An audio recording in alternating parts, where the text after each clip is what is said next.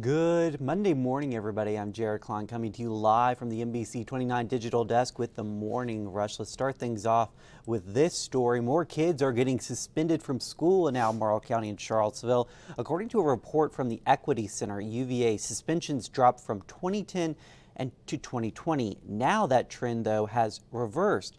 Katina Odie is the Chief Academic Officer at Charlottesville City Schools. She points to an increase in mental health issues and certain behaviors. Odie says there's no quick fix. I wish I had all the perfect answers, but what we do, which we think is a great start, is making sure that we have the resources in our schools, our mental health counselors, school counselors, social workers. Odie says the district monitors suspension rates closely and continues to come up with new ways to keep that number low. There's a new marker outside the former St. John's School in Gordonsville. It honors Virginia Lee Murray, who used to teach there. She's celebrating for breaking barriers as the first black supervisor of schools in Albemarle County. Murray will be honored again at the grand opening of St. John's Family Life and Fitness Center on November 11th. If you're looking to get training in CPR or first aid, you're in luck. There will be a free class offered in Charlottesville next Sunday. The Compress and Shock Foundation is hosting the class on October 15th at 2 p.m. The class will be held at the Islamic Society of Central Virginia on Pine Street. Sign-ups are open on compressandshock.org. And internet speeds in Crozet just got a whole lot faster with the help of Lumos. That's a 100% fiber optic internet service provider based out of Waynesboro. On Sunday, it celebrated its service launching in Crozet with a ribbon cutting at the Arts and Crafts Festival, as you can see here. Lumos began installing fiber optic in Crozet this past summer, and once it's done with its work in Crozet, Lumos will look to expand to even more areas that need it. All right, let's look at what's Speaking trending. of internet and that sort of thing and your phones, actually, I guess we're doing this one first. Sorry. So rent to buy. So do you rent or do you buy your first home? So there's this new report that kind of breaks things down, kind of depends on where you live. So because, home prices right now are just really steep and high mortgage rates. So, and last year rents were so high across the country that it made more sense to buy, but now that has kind of changed, it kind of has shifted in a lot of states. So the top 10 metro areas that favor renting over buying, so Austin, Texas, San Francisco, Columbus, Ohio, which I thought was interesting, Sacramento, California, Los Angeles, Portland, Oregon, Boston, Seattle, Phoenix, those are all areas that favor renting over buying. But 3 metro areas where it's cheaper to buy than to rent is Memphis, Pittsburgh, and Birmingham. Pittsburgh, Alabama.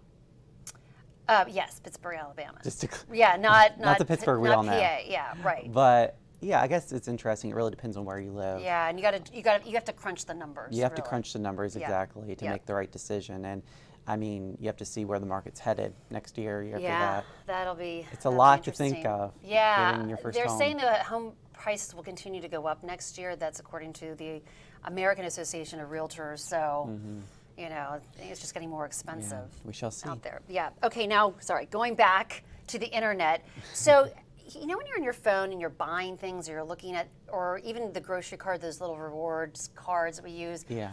So, retailers are kind of tracking what customers are buying, and then they're able to help influence buying patterns. So anyway, there are ways to kind of help avoid the tracking. So one is to uninstall retail apps from your phone and limit those loyalty cards, and then delete old accounts. Switch off the Bluetooth and use a VPN and browse. That way you can, I guess, browse in incognito mode. I don't really know how to do that, but whatever. It's like private browsing. Yeah, right. And then turn off your location history in Google. I do that. I think I do that too. I always ask app not to track whenever I have that option. But have you ever just mentioned something in conversation and then you start seeing ads for it? Yes. It's freaky. It is freaky. That's happened to me on numerous occasions, Several and times. a lot of people I know. Yeah. We talk about it all the time in our household, and we were literally talking, my boyfriend and I, about a playground. Yeah. for the kids, and then all of it, like a set, and then all of a sudden he was getting on his phone playgrounds that you could buy to set up in your backyard. I mean, it's weird.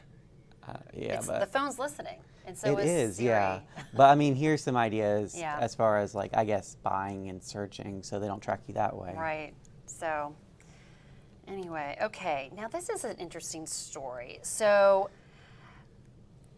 there's this new research that Georgia residents are losing that typical drawl that they have. It's so after analyzing sample voices from white people born and raised in Georgia between 1887 and 2000, researchers noticed a big change in pronunciation. So the distinctive I guess that extra vowel sound. So like for a beat, it's a bait, a bait, Bait. a bait, and bait, Bait. or bait. Yeah. You got it. Bait. Bait. It's going away.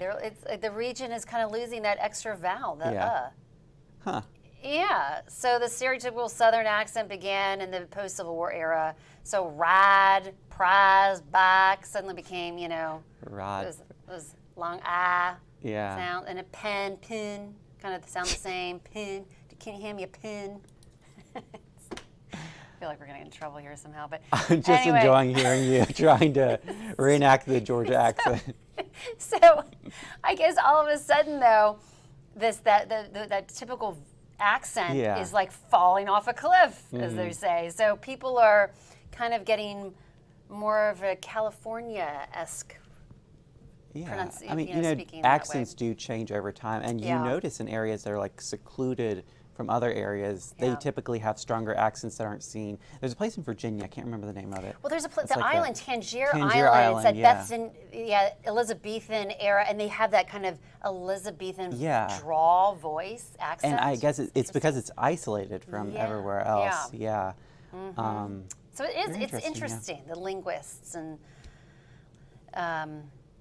how it's changing and evolving. Yeah, that's pretty interesting. So. All right. Well, thank you, Jennifer, and thank you for your reenactments of the Georgia. You're welcome. Let's take a look at that 7-day forecast. We got a high of 65 today, and then warming up to 70 tomorrow. But by the end of the week, Thursday, it's going to be near 80 again with mostly sunny skies. And then we've got a chance for rain moving in by our Saturday. So that's our next really big rain chance late Friday into early Saturday. I hope you guys have a great Monday out there. We'll see you again on NBC 29 News at noon.